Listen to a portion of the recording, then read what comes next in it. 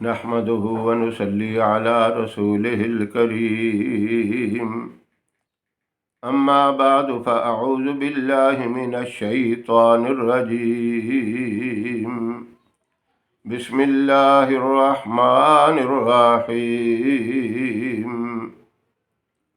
محترم سامعین و ناظرین، پہلی بات تو یہ ہے کہ اللہ رب العزت ہم سب کو پریشانیوں سے، تکلیفوں سے، بیماریوں سے، لڑائی جھگڑوں سے محفوظ رکھے، اپنی رحمت والا معاملہ فرمائے۔ بہرحال زندگی کے یہ حصے ہیں، کبھی تنگی بھی آتی ہے، کبھی خوشحالی بھی آتی ہے، کبھی صحت بھی ہوتی ہے، کبھی بیماری بھی ہوتی ہے۔ چلو تھوڑی بہت تکلیف آ جائے، بندہ اللہ کی یاد میں لگا رہتا ہے۔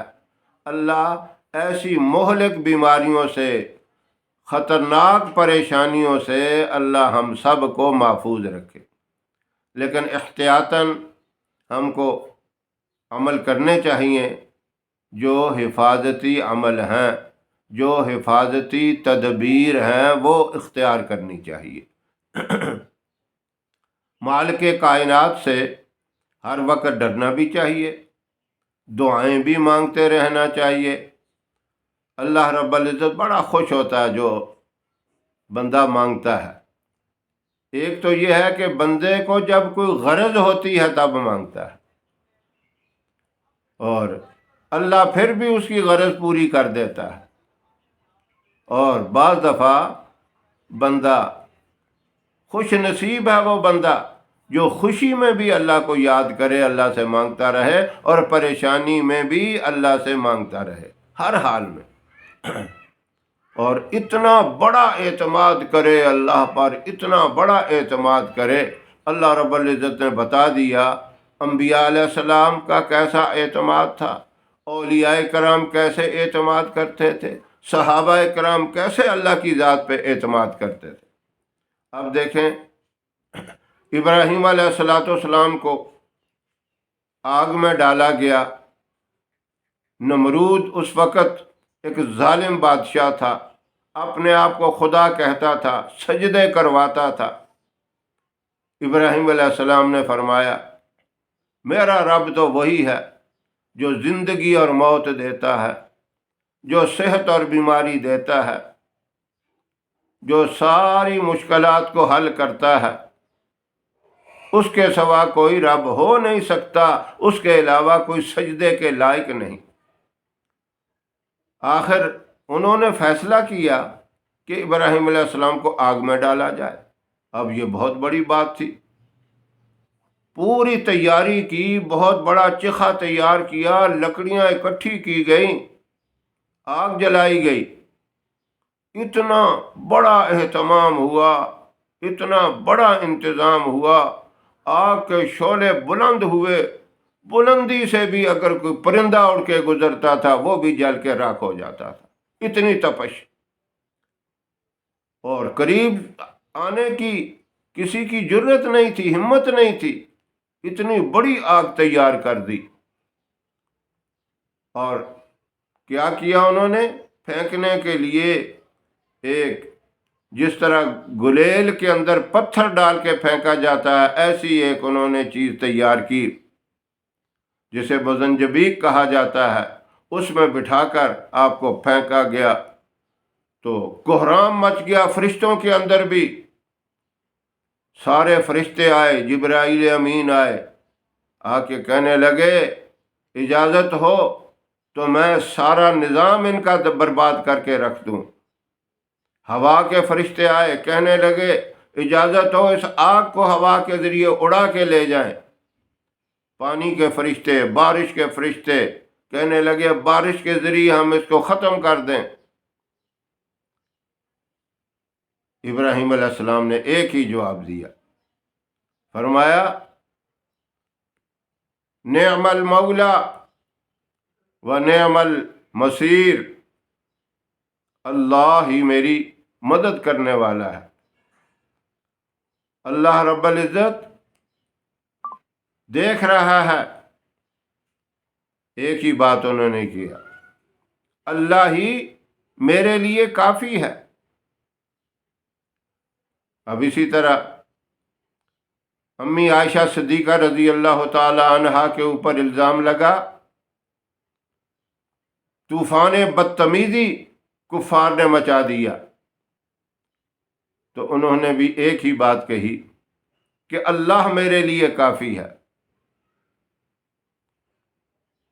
اسی طرح پھر بی بی مریم، ان کے اوپر الزام لگا یہ بیٹا کہاں سے آیا، تو انہوں نے بھی ایک ہی بات کہی، ان اللہ معی، اللہ میرے ساتھ ہے، اللہ ہی میرے لیے کافی ہے۔ تو امی عائشہ صدیقہ رضی اللہ تعالیٰ عنہ پہ جب الزام لگا تو انہوں نے بھی یہی بات کی۔ تو ایک ہی بات کہ اللہ میرا مددگار ہے، اللہ میرے لیے کافی ہے۔ حضرت ہاجرہ، جن کی یادیں اب تک تازہ ہیں، ان کو پریشانی لاحق ہوئی،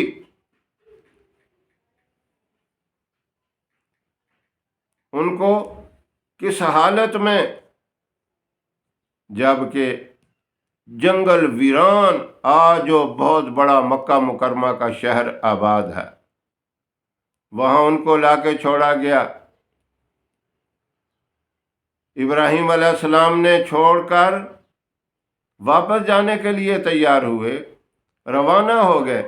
اب پیچھے سے آوازیں دے رہی ہیں، کیا ناراض ہو کر مجھ سے جا رہے ہو یا اللہ کے حکم سے جا رہے ہیں؟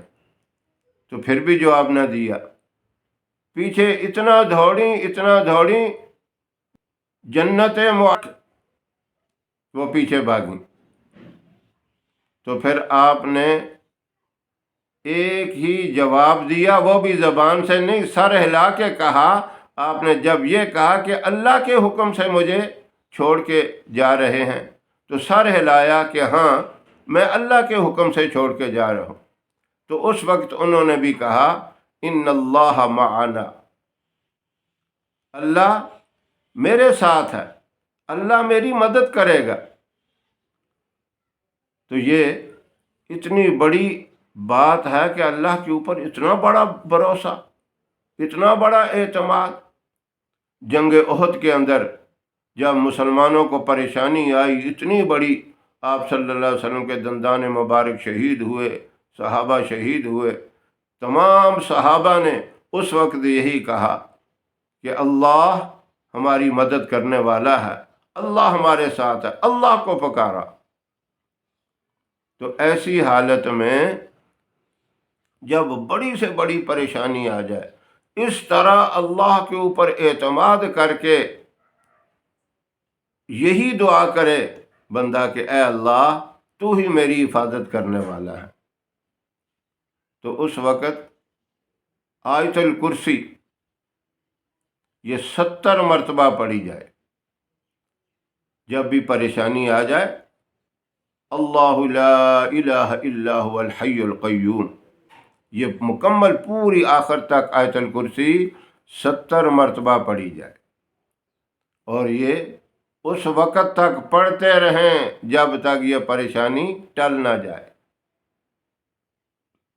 اب اس میں یہ سہولت بھی ہے کہ یہ سارے مل کے بھی پڑھ سکتے ہیں۔ اکثر وظائف ہوتے ہیں کہ وہ ہر آدمی کو پوری تعداد کے مطابق پڑھنا ہوتا ہے۔ اس میں یہ گنجائش ہے، گھر کے 4 آدمی ہیں تو مل کے پڑھ لیں، 3 آدمی ہیں تو مل کے پڑھ لیں، 2 ہیں تو مل کے پڑھ لیں، 1 ہے تو اکیلے ہی پڑھے۔